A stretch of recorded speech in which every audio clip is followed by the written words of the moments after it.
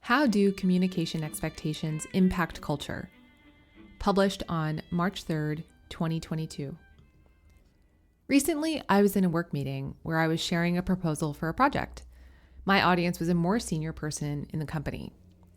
At the conclusion of my proposal, the listener shared constructive feedback that I said the word "like" too often. I know this is something I need to work on, especially when nervous or tired, so I thanked the listener for their feedback. I then followed up requesting feedback on the substance of the proposal. The listener's comments were minimal and they seemed dismissive of the proposal. However, I was confident the idea was sound, timely, and a solid investment of resources. Note, I've since received confirmation that my hunches on this front were right. Woo! I offered to explain the proposal again, assuming my verbal tic had been distracting, but we ran out of time and that was that. At first, I was disappointed in myself for not delivering a more compelling presentation. After reflecting a bit more, though, I became increasingly disappointed in the listener for not trying harder to engage in the substance of the proposal, despite my verbal tic. This prompted me to think about the expectations we put on speakers versus listeners in different contexts. Erin Meyer captures this idea wonderfully in her book, The Culture Map. Although Meyer's book frames the issue of communication expectations in terms of national and ethnic cultures, I think the idea applies equally to groups within organizations where power dynamics are at play. These power dynamics may play out across hierarchical, senior, junior, or business, revenue generating, business support lines. For example, you can imagine a senior leader overlooking the ideas of a more junior colleague because the ideas were not presented clearly.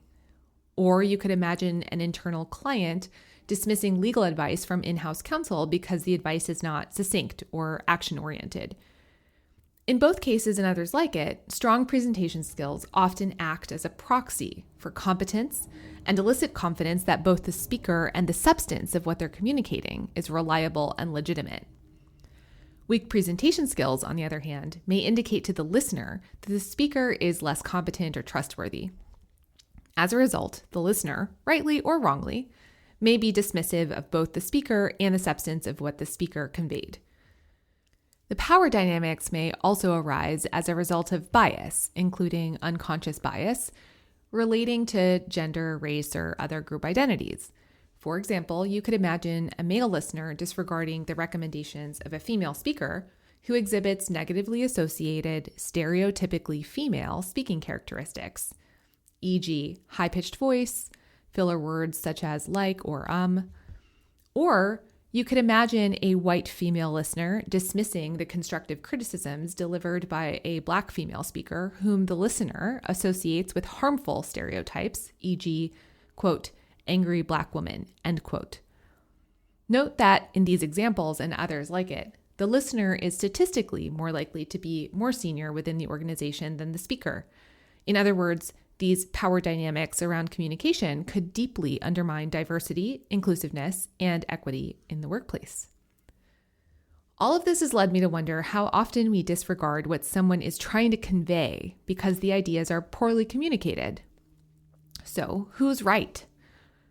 As a norm, should listeners be expected to cut through poor presentation and grasp the substance of what's being conveyed?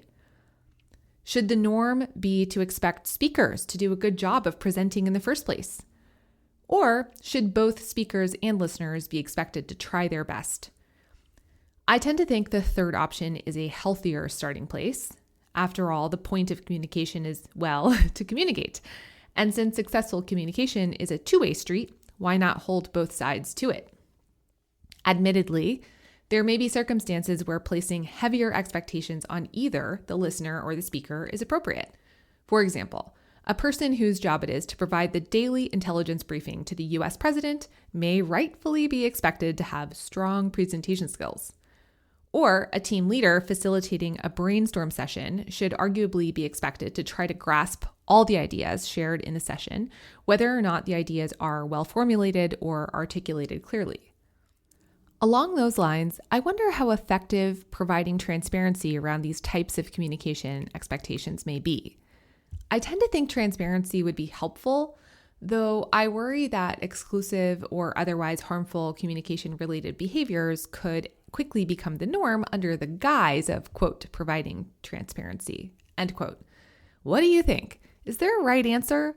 How have you navigated these dynamics in your organization?